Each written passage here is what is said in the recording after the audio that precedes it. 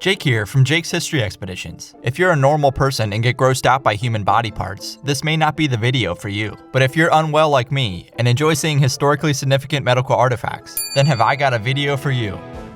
Today I'm at the National Museum of Health and Medicine in Silver Spring, Maryland, which is a bizarre and unique museum, to say the least.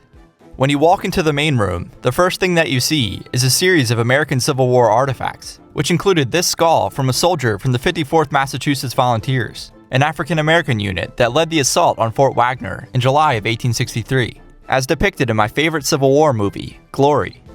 This soldier, along with the rest of the 54th Massachusetts Volunteers, helped prove that African Americans were brave and capable soldiers. But unfortunately, this soldier was killed in the assault on Fort Wagner, when an iron canister ball entered behind his left ear and exited through his right temple.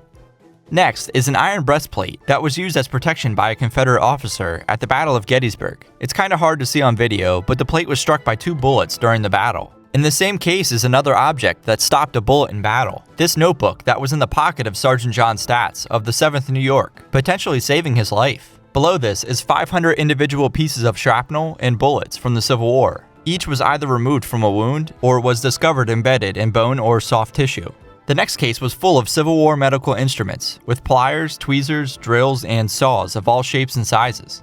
Across from this display is a display of Civil War surgical procedures. Apparently, over 80,000 surgical procedures, including amputations and trephinations, were performed on soldiers during the Civil War. And this display highlights dozens of individual examples, including the amputated hand of Private Walter Tucker of the 27th Michigan Infantry, who was shot in this hand on May 12, 1864, at the Battle of Spotsylvania. The hand was then amputated 5 days later, on May 17th. This skull of Private Curtis Brown of the 13th New Jersey Infantry, who was hit with buckshot shrapnel during the Battle of Antietam. Doctors tried to save his life by drilling into his skull using a trephine to remove the projectile and bone fragment from his brain. He would unfortunately pass away nearly 5 months later in March of 1863. And finally, the foot of Private John Brown of the 109th New York Infantry, who accidentally shot himself in the foot one night in his bunk. A mistake that would cost him exactly 1 foot and 1 ankle, and a lot of embarrassment. The next case is my favorite display in the museum, a display of artifacts pertaining to the assassination of President Abraham Lincoln, including locks of the president's hair that was taken out of his head wound, the probe used to locate the bullet in the president's head, the cuffs of Dr. Curtis, still stained with Lincoln's blood, bone fragments from Lincoln's skull, and finally the bullet that tragically killed President Lincoln.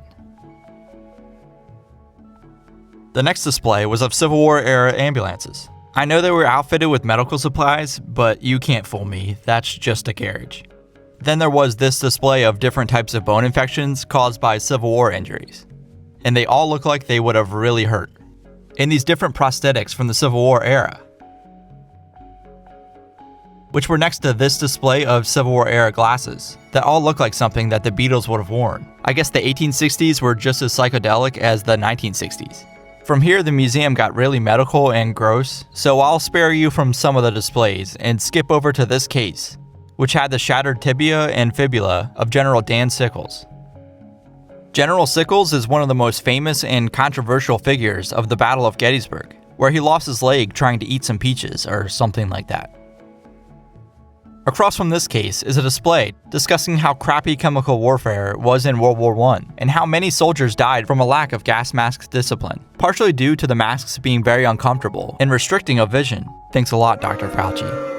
Next to the gas mask is a trachea of a soldier who died in 1918 from mustard gas. I'm not a doctor, but that doesn't look good. The final room I'll highlight had this display on the evolution of facial reconstruction, dating back to the Civil War. From the Civil War to the Vietnam War, plaster, lifelike masks were used to document and study facial reconstruction efforts, helping to evolve the field of plastic surgery into what it is today, where we still use similar methods in 3D modeling. And the final display shows the evolution of medical kits used from the Revolutionary War, World War I, Civil War, World War II, and all the way up to the autopsy instruments used on victims of the 9/11 attacks. That's all for this video. I hope you weren't too weirded or grossed out. And if you have any recommendations of other cool museums I should visit, please let me know in the comments. Thanks for watching.